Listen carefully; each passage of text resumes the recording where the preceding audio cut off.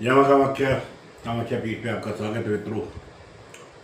आज की चर्चा व्यक्ति के जीवन में सैया सुख या यौन सुख क्या है और ज्योतिष इसको किस तरीके से परिभाषित करता है, या ज्योतिष में हम इस चीज़ को कैसे समझ सकते हैं।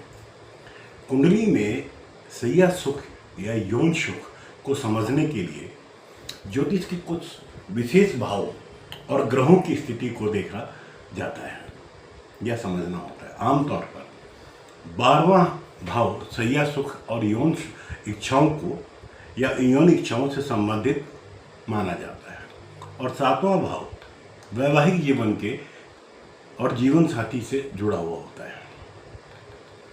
12वां भाव सैया सुख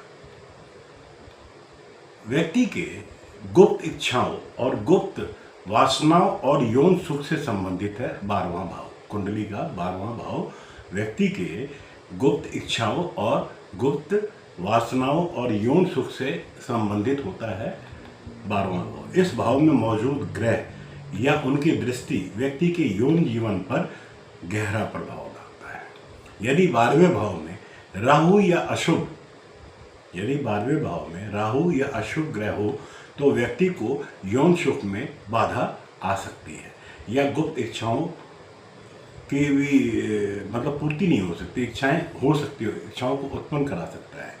राहु का प्रभाव 12वें भाव में बंधन योग दे सकता है, जिससे यौन सुख से दूर रहने की स्थितियां भी उत्पन्न हो जाती है व्यक्ति के जीवन में।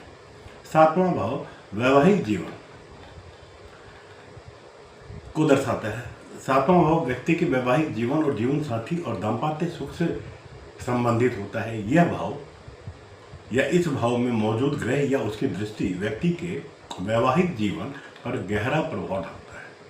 पुरुष की कुंडली में शुक्र और स्त्री की कुंडली में गुरु बलवान होने चाहिए ताकि वैवाहिक जीवन सुखी हो सके। सप्तमेश और शुक्र की शुभ स्थिति भी वैवाहिक सुख को बढ़ाती है। यदि सप्तम भाव पर राहु, शनि या सूर्य की दृष्टि